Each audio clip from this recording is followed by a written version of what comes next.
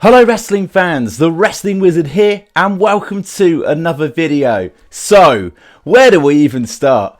Jey Uso has made his decision and he is no longer part of the Bloodline. I could hear that super kick delivered to Roman Reigns all the way over here in England. And wow, where do I even start with this Bloodline storyline? I'm going to go as far as to say, and I've been watching wrestling since 1997, 1998.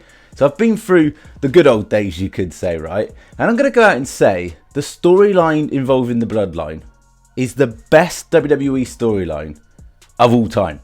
I don't think they're ever going to top it. This is like 3 years literally in the making to come to this point. And it still isn't over. The Bloodline might be over, but this storyline dynamic is going to play out even further. Of course, the question marks are going to be surrounding Solo Sikoa. He seems to be now Roman Reigns' new right-hand man. How long is that going to last? How long is it going to be until he sees that it's just Roman Reigns using people to manipulate them to get his advantage wherever he can, whenever he can? And surely you got to think that all roads, no pun intended, will lead to Cody Rhodes finishing the story when there's no one left in the Bloodline. It could be someone else. WWE could go a completely different direction, but we'll have to wait and see. And this was just absolutely classic storytelling. This was actual cinema. Just the subtle ways they approach things. The way Roman Reigns entered the arena like he does with the swag, you know, in the sort of chauffeur-driven car, with Solo Sikoa opening the door for him, brushing his way past Kayla Braxton, completely ignoring her, basically saying that to Paul Heyman, your girlfriend's here, sort of thing.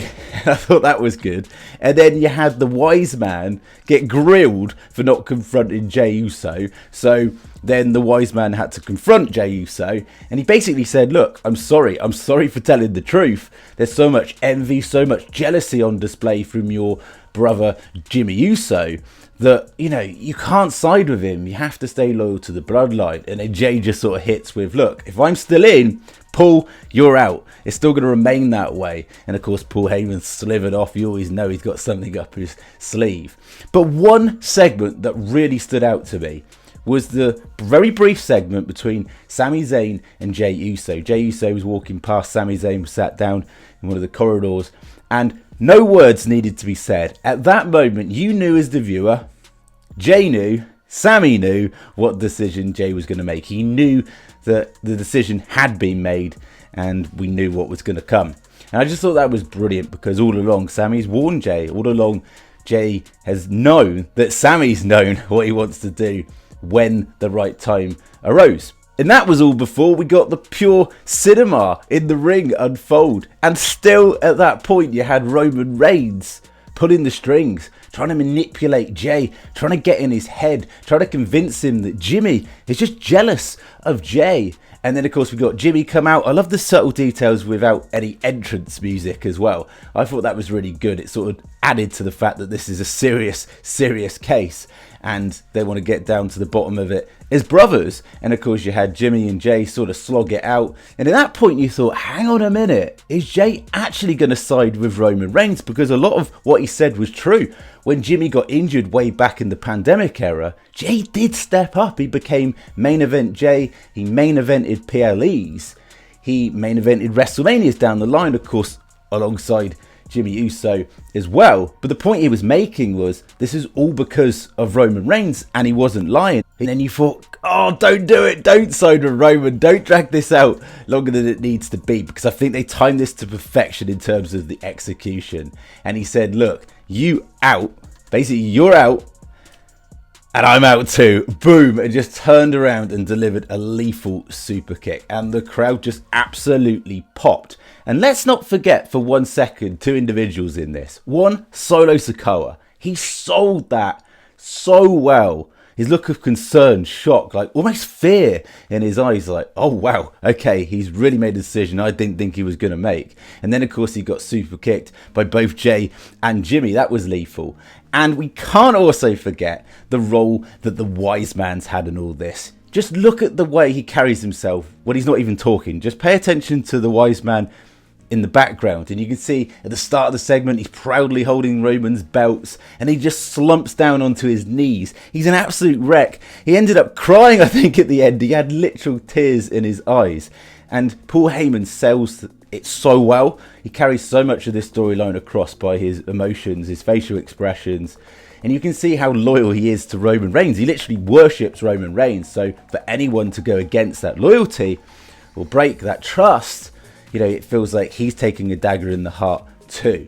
And again, just the subtle details of Roman Reigns absolutely furious confronting both the Usos, and then they deliver a double super kick. I mean, ouch! Like, you can hear that way back here.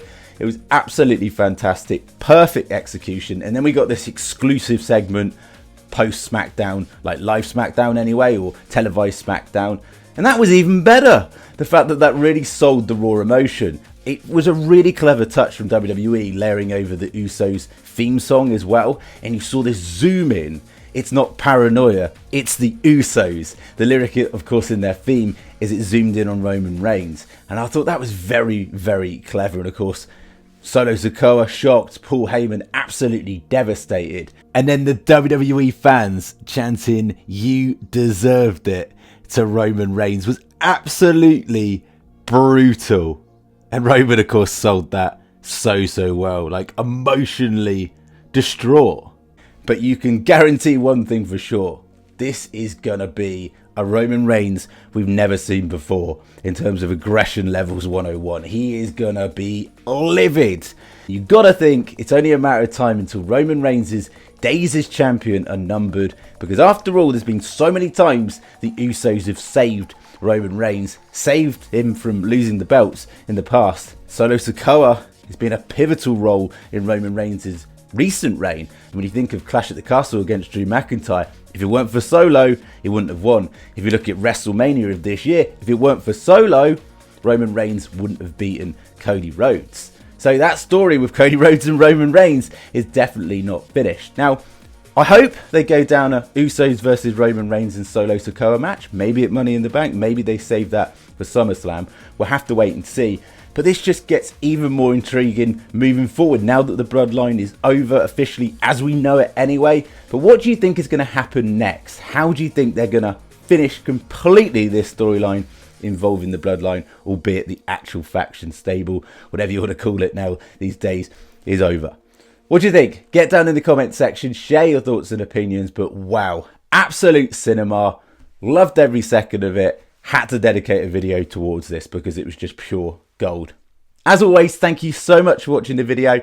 It would mean the world if you could like the video, share the video, and even better, subscribe if you're new.